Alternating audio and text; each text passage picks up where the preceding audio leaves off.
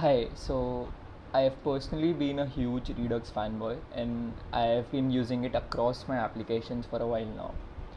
But the only pain point that I feel with Redux is the initial setup process that you go through as a developer for setting up Redux. And I recently came across Redux Toolkit and used it in one of my applications. And the process of setting up Redux Toolkit was so intuitive and easy, and the entire process of using it was so simple that I thought I should just make a video on it and help everyone understand it. So I've majorly divided this video into three sections. So in the first section, if you're a beginner and don't know what exactly is Redux or Redux Toolkit, it is basically a global state management library. But as I say, like with every technology that you learn, you should always try to understand the why behind it. Like, why exactly do you need a global state management library? So in the first section of the video, we'll try to figure out why exactly do you even need a global state management library. And once we are clear with that section of the video, we'll move on to understanding how Redux solves that problem and what are the core components of Redux. So what are actions in Redux, what are reducers, what is the store in Redux. And people go on casually saying that data in Redux is immutable, but what exactly do they mean by that? So we'll go on figuring out all of those terms and terminologies, and once we're done with that, we'll move on to the last section of the video, wherein we'll try to create a simple counter application using Redux Toolkit. So if you're someone who already has answers for the first two sections of the video, that is, you know why you want to use a global state management library and what exactly is Redux, then you can simply go on to the last section of the video and understand how to use Redux Toolkit.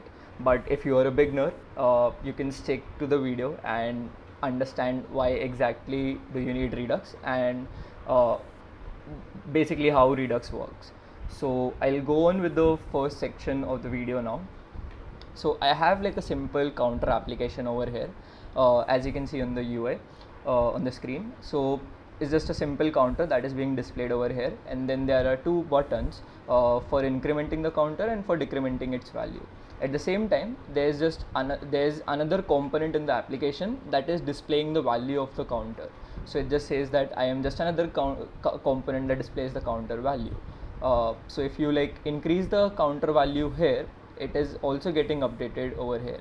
So let me take you to the code of this particular application. So it is a simple create React app that I initialized, and in the UI, as you can see, there's a simple p tag that is displaying the counter value. Then there are two buttons, one for incrementing the value and one for decrementing the value. And then we also have like a state variable inside our app function called counter.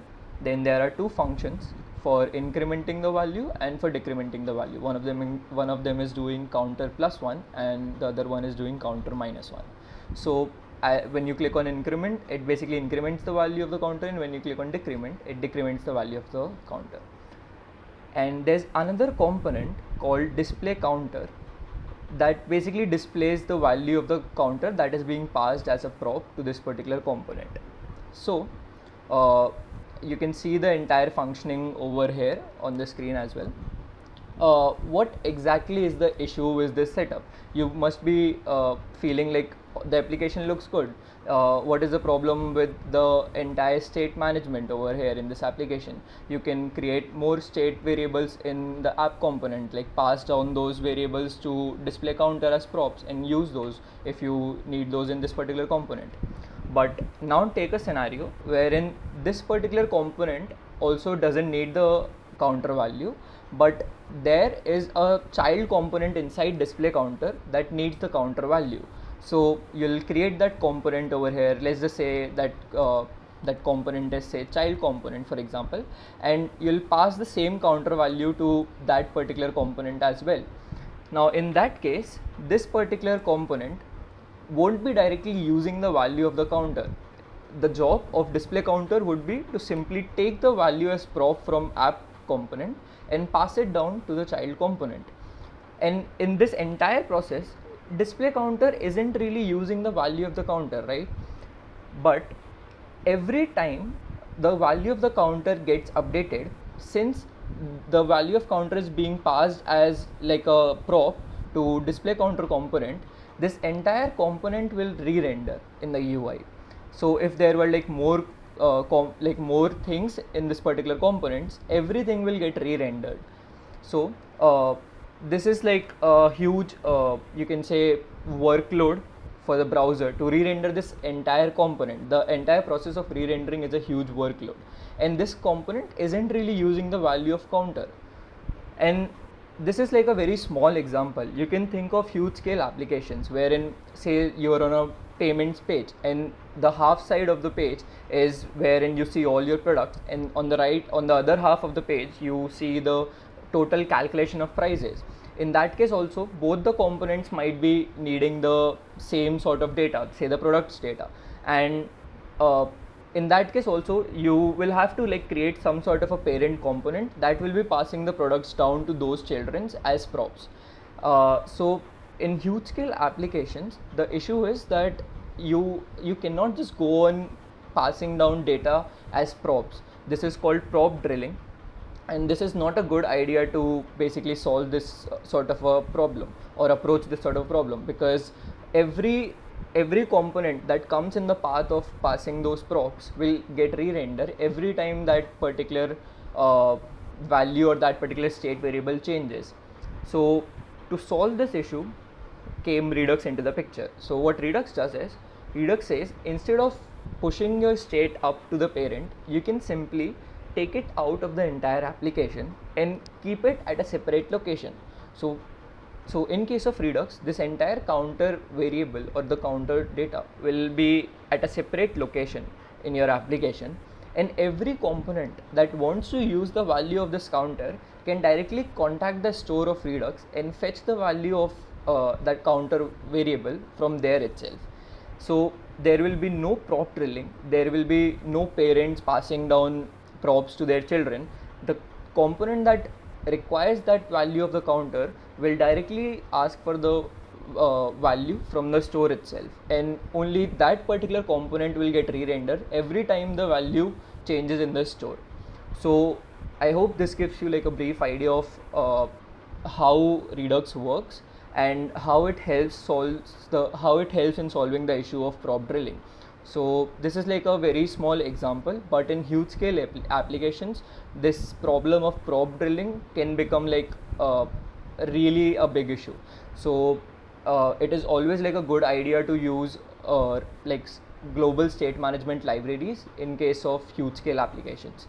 So we'll move on to the next section of the video and try to understand how Redux solves this problem and what are the core terminologies of React. Okay, so moving on to the next section of the video, let's try and understand how Redux solves the issue of state management in React and the issue of prop drilling. So I have here the official documentation of Redux, and there are majorly three components that make up the entire system or the pattern of Redux. So the very first thing is action, second is reducers, and third is store. So let's try and understand what all these three terms mean and how they work all together. So in the official documentation of Redux, you can see actions. It is mentioned that you can think of an action as an event that describes something that has happened in the application. So an action is some sort of an event that you trigger from some part of your application to tell Redux that you need to basically change the state in this way, or you need to update the state of the application as per this particular event. So for example, you can think of our application, say the counter application, we could have an action of something like counter/increment. So the counter/increment action, whenever this particular action will get fired, the Redux store will figure out that the value of the counter is supposed to be incremented by a value of 1. So an action is basically some sort of event that you trigger from some part of your application to tell Redux how it should update the state or update the store value. Next up, we have reducers. So you can fire actions from any part of your application, right? But there might be more than one action that you fire. So how exactly will Redux figure out what it should do when a particular action is fired?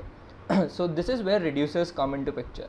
Reducers basically take in the current state of the application, that is the current global state, and they also take in the action that was fired, and it basically combines both of these values and understand what is supposed to be done. So reducer basically takes care of how the state should be updated for a specific action. So in the official documentation as well, it is written that you can think of a reducer as an event listener. So it basically listens to the events that you fire across your application, or it listens to the actions, which handles events based on received actions, and it takes in state, the current state, and the action that was fired, and returns the newly created state based on the action. So this is the second important component of Redux, and the last component of Redux is store. So you can think of store as like a object that stores all the values or all the global data or all the global state in your application. So store is simply like a very big object that has all the data that you need across your components or in your application. Now in any application, there are two major things that you do with some sort of state. Firstly, you update it somehow, and secondly, you read it, right? So basically you will be updating the state from some component and reading it somewhere else. So how exactly do you do that with Redux? So with Redux, there are two things that you can use. So firstly, dispatch. Dispatch is something that helps you trigger an event or basically dispatch an action. So we read about actions, right? So with dispatch, you can fire a particular action and tell Redux that this particular action got fired, please call the reducer with this particular action, and then reducer will figure out that this action and the current state will both combine to create this particular new state. So dispatch basically helps you in updating your data or firing a specific action. And selectors is how you read value from the Redux store. So if any component in your application wants to read the data from the store, then you will be using selectors. So selectors help you basically read a specific value in your store. So these are like the 5 major terminologies that are used in the Redux ecosystem, and this might not be very clear as of now. This is like a very higher level overview of what these terminologies mean and what their goal is. But as soon as we get into the coding part of Redux Toolkit, you'll have like a better understanding of how these components come all together to like help you manage your state in a React application. So these are the 5 components of Redux, and after this you can see this particular GIF that the Redux team has created, and I personally love this demonstration because it helps you understand how Redux flow works and how Redux provides you a one-way data flow in general. So with Redux, the benefit is that if you're using Redux for managing your state in a very huge scale application, you will know when, where and how something has changed, because the data only flows in one direction. You'll read data from store, you'll use dispatchers to dispatch an action and update your current state, and you'll use reducers to basically figure out how that state should be updated. So in this particular example, you have your UI wherein your initial balance is $0 and there are 2 buttons, one for depositing $10 and one for withdrawing $10. As soon as you click on deposit, you basically fire an event or basically fire an action using the dispatch function of Redux. And once you fire that action using the dispatch function of Redux, it goes to the reducer. It takes in the initial state. As you will see, this particular action gets fired. You take in the initial state, you take in the fired action, and basically compute the new state for your store. And once you create the new state, that state gets updated in the UI. So as you can see, the action gets fired, new initial state and action, and then you create a new state of $10 and it gets updated in the UI. So this particular GIF basically shows you the one-way data flow of Redux and how it basically handles everything using dispatch, store, reducer and actions. So this is how Redux works in like under the hood, and we'll see this entire flow when we get to the coding part of this tutorial. So we'll understand how this actually works in a React application. So let's move ahead to the final section of this video, wherein we'll basically try to integrate Redux Toolkit in our counter application that we initially saw at the very start of this video. So to set up Redux Toolkit, you initially need to install these two packages. One of them is redux.js/toolkit and the other one is React Redux.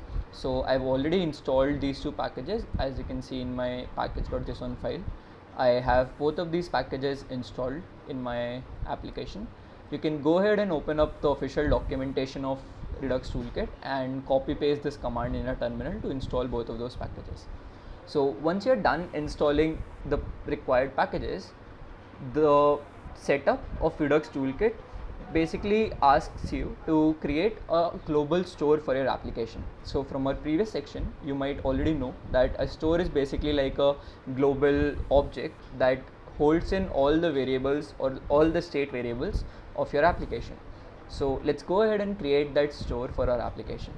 So I personally prefer creating a directory called Redux inside the source directory. This basically helps me separate out all the Redux related files and folders in a separate folder, and basically it separates it out from all the other components or utils and all those sort of folders. So I prefer doing this. Once you're done creating a Redux folder, you can create a file inside it called store.js.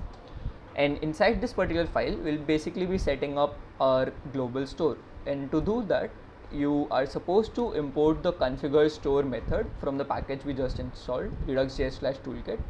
And since we'll be using this particular store across our application, let's just export it from over here. And initially, I'll just keep the reducers object an empty object because we haven't created any reducers yet. I'll show you how to set it up once we are done creating one reducer. So this is how you initialize your store in the application. Okay, now let's move ahead and create a reducer for our application.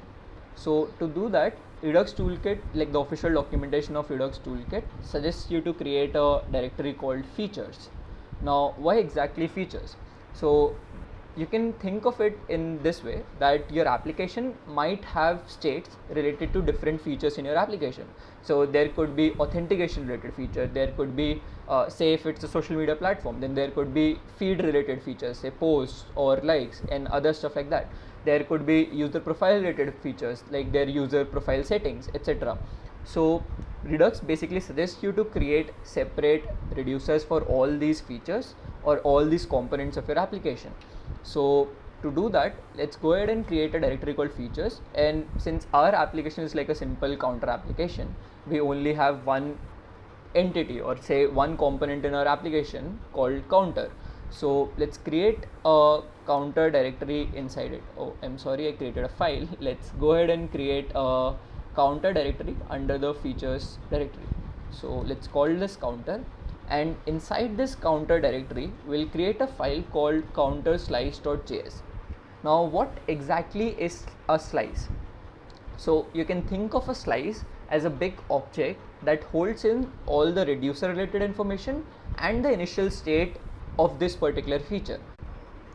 Now to create a slice in your application, you can go ahead and import the create slice method that the library provides you with, and let's just go ahead and call our counter slice because it basically takes care of all the counter feature related functionalities, and we can simply call the method that the library provides, and this way you create a slice. So as you can see, we are passing an object to this create slice method. Now this object requires few properties that you're supposed to give. The very first property is called name, the second property is called initial state, and the third one is called an object of reducers. So let's just go ahead and give all these properties to this object one by one. So a name for this slice, so let's just call this counter because this particular slice takes care of all counter related functionalities.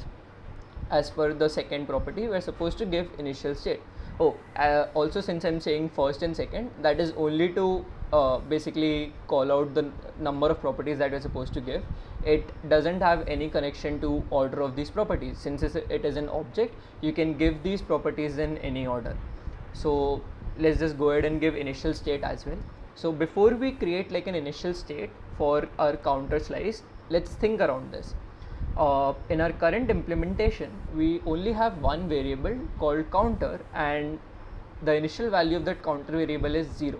So let's go ahead and create an initial state with a property called counter and its initial value set to 0, and we can go ahead and pass this initial state to this, like in this particular object. And finally we are supposed to give an object of reducers to this object. Alright, so how exactly do you write your reducers? Now from the previous section you might already know that reducers basically take care of how your state should get updated when a specific action gets fired. So you basically take into consideration the action that got fired, you take into consideration the current state, and then you create a new state.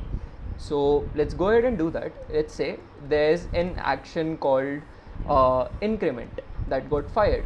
Now what exactly do you want to do when the increment action gets fired? You want to increase the current value of the counter by 1. So you're basically supposed to write a function over here, and that function takes in 2 arguments. The first argument is state and the second argument is action, and you're supposed to return the value of the new state, or you are supposed to basically update the state over here. So what do you want to do when the increment action gets fired? You want to increase the value of counter by 1. So you can simply go ahead and do something like this. You want the value of state.counter to basically become state.counter plus 1. That is basically us saying that increase the current value of the counter by current value of the counter plus 1. So we basically want this function to get called whenever increment action gets fired.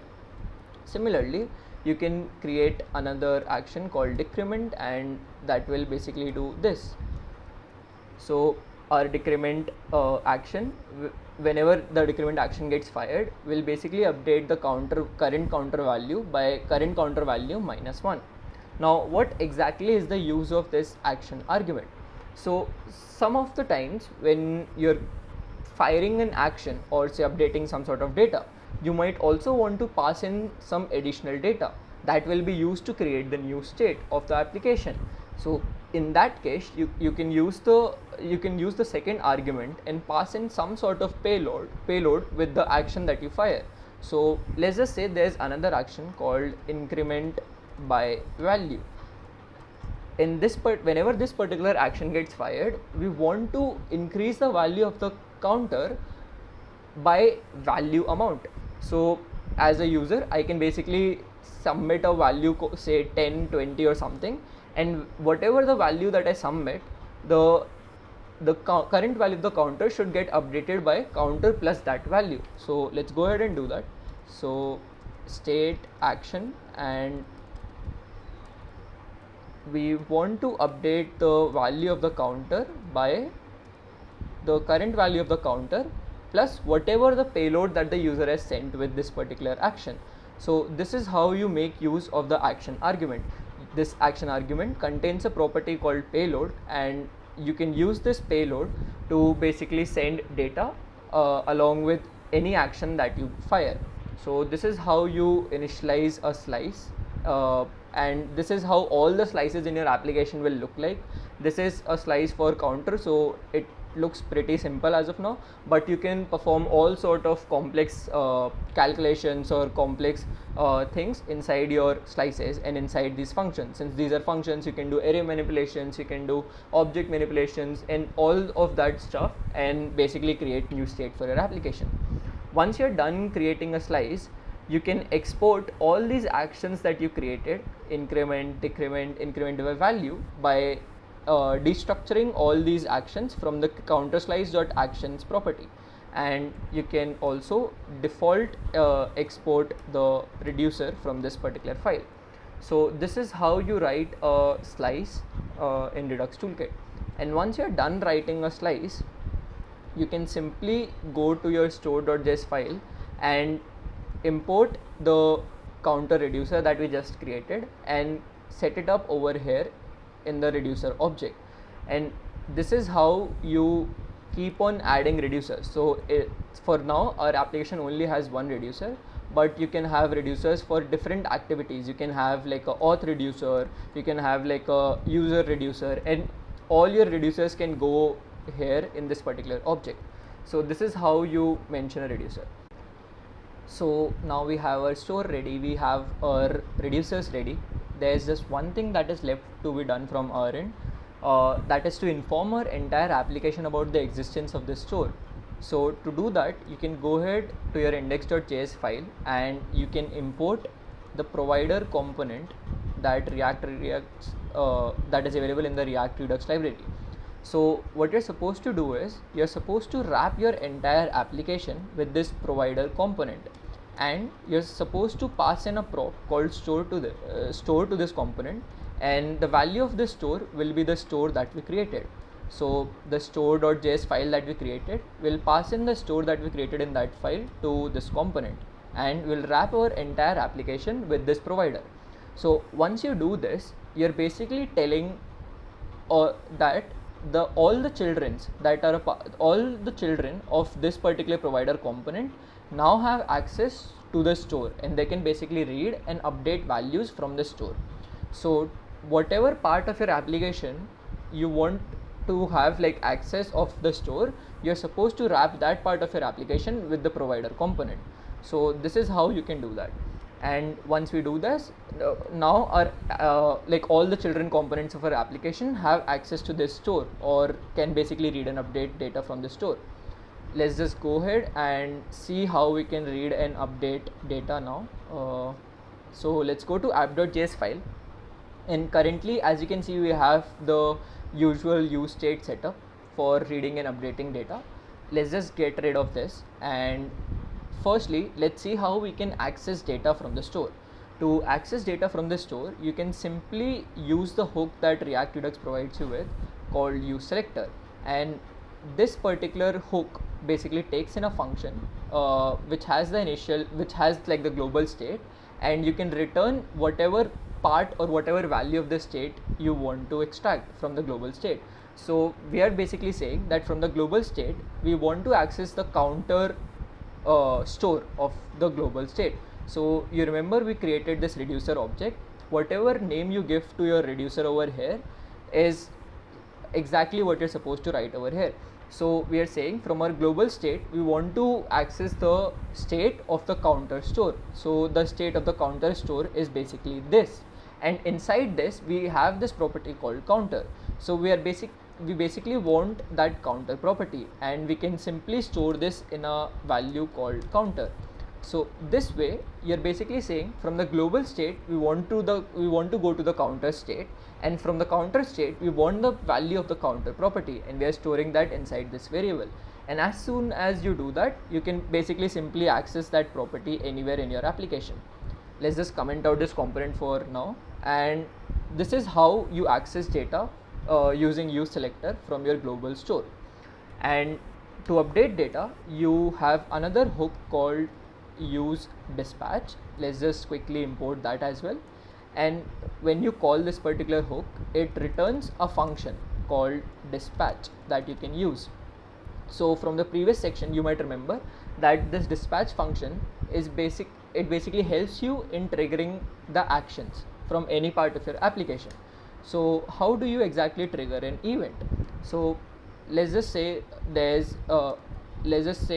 that on clicking on the increment button we want to call this function, and what we want to do in this function is we want to dispatch our increment action.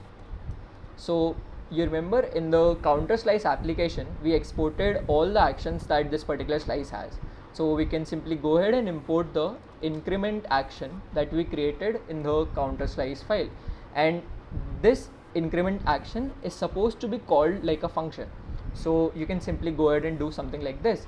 So what we are basically saying is that whenever a user clicks on the increment button, we'll call this function, and inside this function the dispatch function is basically triggering the increment action. And as soon as the increment action will get triggered, basically this function will run, and this function will update the current state of the counter by +1. And we can go ahead and do something similar for the decrement button as well. So let's go ahead and quickly do that. And in this case we want to fire the decrement action, so we can basically import the decrement action as well, and we can basically fire it. Now if I go ahead and show you the application, let's reload it and let's try it. As you can see, it is working very well. We are clicking on the increment button, and as soon as we click on the increment button, this particular action gets fired, and then this particular function runs and our state gets updated. And since we are reading data from Redux, it is also getting reflected in the UI that the number is getting incremented, and the decrement function is also working fine. Now the benefit with this is we don't need to pass down this counter variable as a prop anymore. We can simply go ahead into our display counter function and use this exact same line to access the counter value here as well, and we don't need to pass it down as a prop. We can simply go ahead and import useSelector here as well, and this will work just fine because let me go ahead and import this over here as well.